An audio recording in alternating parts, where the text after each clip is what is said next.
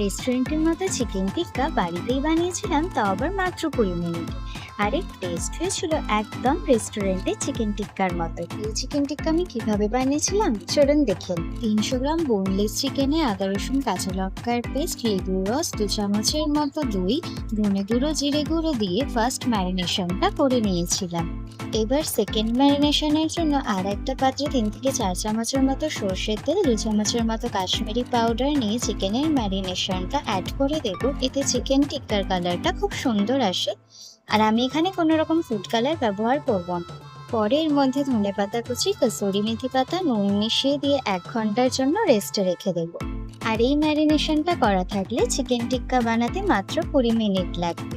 এবার স্কিওয়ার্সের সাহায্যে চিকেনগুলো এভাবে টাইট করে গেঁথে নিতে হবে। এগুলো রেডি হয়ে গেলে সামান্য তেলে চিকেন টিক্কাগুলো ঢাকা দিয়ে 20 মিনিটের মতো এপিট ওপিট কুক করে নিলে রেডি হয়ে যাবে একদম পারফেক্ট চিকেন টিক্কা।